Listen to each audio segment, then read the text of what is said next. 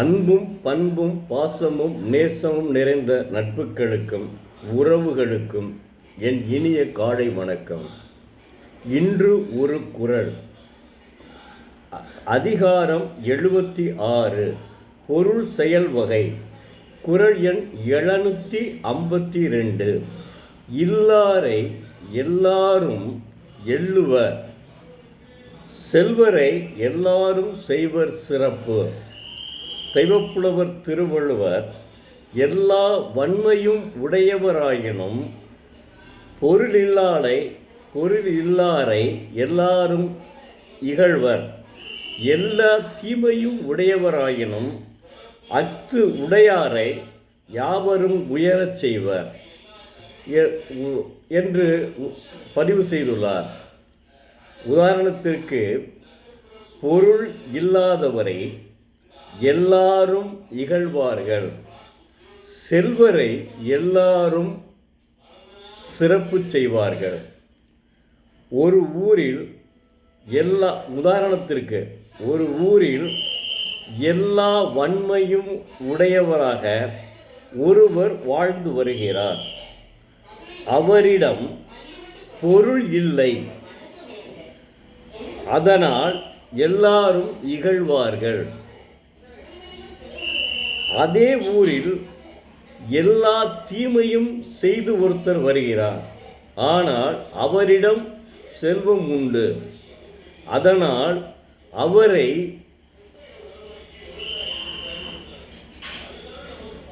எல்லாரும் சிறப்பு செய்வர். இதனை நாம் இப்போது கூட உணர்கிறோம். அதாவது பணம் உள்ளவனை தான் எல்லாரும் நாம் போற்றுகிறோம். அவனுக்கு போய் செல்வது, அவன்கிட்ட தீமை குணம் தெரிஞ்ச போதிலும், அவனுடைய தீமை செயல்கள் நமக்கு தெரிந்த போதிலும் அவனிடம் உள்ள செல்வம் அதை மறைக்கிறது. நாம் அவனுக்கு தான் சிறப்பு செய்கிறோம். அவன் ஒரு மேடையில் பேசிகிட்டு இருக்கான்னு வச்சுக்கிறீங்க, அவனுக்கு ஏகப்பட்ட சால்வைகள் போடுவோம். காரணம் என்னென்னா, அவன்கிட்ட செல்வம் இருக்குது, பொருள் இருக்குது, செல்வம் இருக்குது. அந்த காலத்தில் பொருள் இருக்குது, இப்போ செல்வம் இருக்குது. அதனால் அவனை நம்ம செய்கிறோம். இதைத்தான் அவர் என்ன செய்கிறாரு, காரணம் அவன்கிட்ட பொருள் இருக்கிறதுனால நம்ம மதித்து அவனை உண்மையான மதிக்கலை, பொருளுக்காக மனம் ஓர்ந்து மதிக்காமல் பொருளுக்காக அவனுக்கு சிறப்பு செய்கிறோம். இதனை 2000 ஆண்டுகளுக்கு முன்பே தெய்வப்புலவர் உணர்த்திய விதம் எப்படி இருக்கிறது என்று பாருங்கள். மேலும் ஒரு குறளை பார்ப்போம். அதாவது, இடுக்கண் வருங்கால் நகுக, அதனை அடுத்து ஊர்வது அத்தொப்பதில். துன்பம் வரும்போது நகுக வேண்டும், அதனை கண்டுகொள்ளாமல். துன்பம் வரும்போது அதனை கண்டுகொள்ளாமல் நகுல வேண்டும். அப்போதுதான் அத்துன்பத்தை நெருங்கி எதிர்த்து வெல்ல வல்லது அந்த சிரிப்பு ஒன்றே என்று சொல்லுகிறார். வேறு எதுவுமே இல்லை என்று சொல்லுகிறார் தெய்வப்புலவர் திருவள்ளுவர். உதாரணத்திற்கு, நமக்கு துன்பம் வந்தபோது அதை கண்டு மனம் கலங்காமல் மனதுக்குள் சிரிக்க வேண்டும். அந்த சிரிப்பு ஒன்றே அவரை துன்பத்திலிருந்து நீக்குதல். வேறு எதுக்கும் அந்த அளவுக்கு சக்தி கிடையாது. நாம் துன்பம் வந்துவிட்டே எது வருந்தினால் நமக்கு மன அழுத்தம் ஏற்பட்டு நாம் மருத்துவரிடம் செல்ல வேண்டிய கட்டாயம் ஏற்படும். அதனால் பல நோய்கள் வருவதற்கு மருத்துவரிடம் சென்றாலும் அந்த மருந்து மாத்திரை சாப்பிடுவதற்காக பல நோய்கள் ஏற்படுவது வாய்ப்பு உண்டு. அதற்காகத்தான் அவர் சொல்வார், துன்பம் கவலைப்படக்கூடாதுன்னு சொல்லுவாங்கன்னு. நம்ம இப்போ இருக்கக்கூடியவர்கள் என்ன சொல்கிறாங்க, எதையும் நினச்சி கவலைப்படாதப்பா, கவலை ஒன்றுதாப்பா அப்படி டாக்டரே போய் மருத்துவரே போன கேட்டால் கூட அவர் என்ன சொல்லுவார், கவலைப்படாமல் எதையும் டேக் இட், அதாவது எளிமையாக எடுத்துக்கொள், என்ன வந்தால் வரட்டும், போனால் போகட்டும். பாலும் படமும் ஒரு சினிமா, அதில் சிவாஜி கணேசன் நடிச்சிருப்பார். அதில் சரோஜா தேவி செவிலியராக நடித்திருப்பார். அந்த சரோஜா தேவிக்கு இவனுடைய இந்த மருந்தை இவன் கண்டுபிடிப்பான். சிவாஜி கணேசன் மிகப்பெரிய மருத்துவர், மருந்து கண்டுபிடிப்பதில். அது ஒரு டிவிக்காக மருந்து, இவருக்காகவே மருந்து கண்டுபிடிப்பாப்புறான்.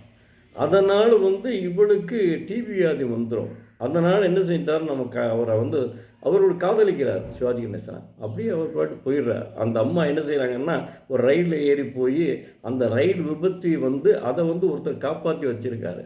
கடைசியில் அவர் உயிர் பெற்று இழந்த அந்த அம்மா டிவி வியாதியில் க்யூர் ஆகி திரும்ப இங்கே வர்றாங்க. ஆனால் இவனுக்கு கண்ணு தெரியல அது டாக்டருக்கு, ஏன்னா அந்த மருந்து கண்டுபிடிச்சதனுடைய விவகாரம். அப்போ என்ன செய்கிறாங்கன்னா, அதை காட்டிக்கொள்ளவில்லை. இப்போ அவர் என்ன செய்கிறாரு, அவருக்கு துன்பம் வந்துருச்சு. அந்த படத்தில் நான் சொல்கிறது பாலும் பலமும் என்ற ஒரு படத்தில் சிவாஜி கணேசனுக்கு துக்கம் வந்துருச்சு. போய் அந்த ட்ரெயின் விழுந்துருச்சே, அதில் இறந்துருப்பாளோ என்று ஒரு எண்ணம் விட்டது. அதனால் என்ன செஞ்சான்னா, அப்போதான் அந்த ஒரு பாட்டை கண்ணதாசன் பாடுறான். என்ன அருமை, போடா போகட்டும் போடா, என்ன அருமை, அற்புதமான அது அந்த குரல், அந்த பாட்டுங்க. கவிஞர் கண்ணதாசன் நிறையா எழுதியிருக்கார். அந்த சிச்சுவேஷனுக்கு தகுந்தவாறு எழுதக்கூடிய மனப்பான்மை உள்ளவர் கவிஞர் கண்ணதாசன். அந்த கவிஞர் கண்ணதாசனினுடைய அந்த பாடல் மாதிரி நாம் நினைத்து கொள்ள வேண்டும். ஏன்னா துன்பம் வந்துருச்சேன்னு நம்ம தோழக்கூடாது. மீண்டும் அடுத்து இன்னும் ஒன்றையும் நான் சொல்ல விரும்புகிறேன்.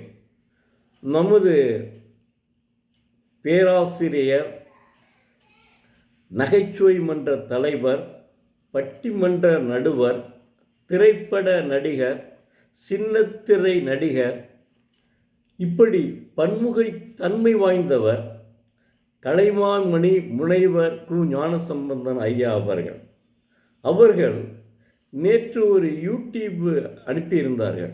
வாட்ஸ்அப்லேயே அந்த யூடியூப் அனுப்பியிருந்தாங்க. அதை பார்த்தேன். அதை பார்த்த உடனே அவர் என்ன சொல்கிறார், நேற்று குரலை நம்ம பார்த்தோம்ல, வீரமாமுனிவர் தான் இது பண்ணார், இந்த இதை கண்டுகொள்ளாமல் மதத்தை பரப்பினார்னு சொல்லிட்டு. அவர் என்ன சொல்கிறாருன்னா, அது எல்லாத்துக்கும் அனுப்பியிருக்கேன், நண்பர்களுக்கு பூரா அனுப்பியிருக்கேன், அது கொஞ்சம் பாருங்கள். அவர் என்ன சொல்கிறார், வீரமாமுனிவர் தான் புள்ளி எழுத்தையே கண்டுபிடித்தாருன்னு சொல்கிறார். அவர் வந்த நோக்கம் வேறு. ஆனால் இங்கு திருக்குறளை படித்தவனுடைய ஒரு மனம் மாறிவிட்டார். தமிழுக்கு முக்கியத்துவம் கொடுத்தார். நேற்று சொன்ன தமிழுக்கு அமுதன்று பெயர்னு சொல்லிட்டு அவர் உடனே தமிழை அவர் இத்தாலியிலேருந்து தமிழை முக்கியத்துவம் கொடுத்து, அந்த காலத்தில் ஓலை எழுத்தானே எழுதுவோம், அதில் புள்ளி இருக்காதுல்ல. இவர் பிறகு வீரமாமுனிவர் இங்கே வந்த பிறகு அச்சு உருவாயிருச்சு. அதனால் அவர் என்ன செய்தார்னா, அந்த புள்ளி எழுத்த தமிழில் இப்போ வணக்கம்னு சொன்னால் வணகாகம் அப்படி தான் வரும், நிற்கு வராது. புள்ளி வைக்க முடியாது அந்த இதில் எடுத்தோலையில் ஓலைச்சுவடியில். அதற்காக அப்படிலாம் சொல்லியிருக்கார் அவர் தேம்பாவணி எழுதுனது. அப்புறம் தேம்பாவணி வீரமாமுனி தேம்பாவணி உரைநடை சதுரகராது எழுதுவது, உரைநடை எழுத்து சீர்திருத்தம், இதையெல்லாம் வீரமாமுனிவர் செய்தார் என்று அற்புதமாக நேற்று ஒரு அவர் யூடியூப்பை பாருங்கள், நானும் எடுத்து உங்களுக்கு அனுப்பியிருக்கேன். அந்தளவுக்கு, அதாவது இதை சொன்ன உடனே அவருக்கு ஒரு ஞானம் பிறந்துச்சு பாருங்க. வேறு நம்முடைய கலைமாமணி முனைவர் கு. ஞானசம்பந்தன் ஐயா அவர்களுக்கு உடனே ஒரு ஞானம் பிறந்துருச்சு. வீரமாமுனிவரை பற்றி அப்படியே எழுதிட்டார். அதை எடுத்து அவர் இப்போ வேலையை ஓய்வு பெற்றே ரொம்ப நாள் ஆகுது. ஆனாலும் அவர் அப்படியே எல்லாத்தையும் வச்சு வீரமாமுனிவரை பற்றி எடுத்து பார்த்து எழுதியிருக்கார். இப்படி எனக்கெல்லாம் வீரமாமுனி இதெல்லாம் படிச்சிருக்கேன். தேம்பாவணின்னு மதுரையிலே ஒரு ஆஸ்பத்திரி இருக்குங்க. தேம்பாவணின்னு ஒருத்தர் வச்சு நடத்திட்டுருக்காரு. அவர் பார்ட் டைமாக மீனாட்சி மிஷனுக்கு வருவார். அதை பற்றி அவர் எழுதியிருக்காருங்க, தேம்பாவணியை பற்றி வீரமாமுனிவர். அப்படி தமிழ் மீது அவர் புள்ளி எழுத்து முதல்ல எழுதினவரே அவர் தான் சொல்கிறாரு நம்மளோட ஐயா ஞானசம்பந்தன் ஐயா அவர்கள். அப்போ நாம் நம்முடைய திருக்குறள் மீது எவ்வளவு ஆழம் வைத்திருக்க வேண்டும் என்பதை அற்புதமாக எடுத்து சொல்லுகிறார்கள் மற்றவர்கள். அதனால் தமிழ் அறிஞர்கள், அதனால் மாணவ செல்வங்கள் தயவு செய்து திருக்குறளை படியுங்கள், தினமும் ஒரு குறள் படியுங்கள், தங்களினுடைய மனநிலையை வளர்த்து கொள்ளுங்கள், அறிவு நிலையையும் மனநிலையும் வளர்த்து கொள்ளுங்கள். 2030 நமது நாடு வல்லரசாக நீங்கள்தான் உறுதுணையாக இருக்க வேண்டும் என்று சொல்லி நிறைவு செய்கிறேன். மீண்டும் நாளை பார்ப்போம். நன்றி, வணக்கம்.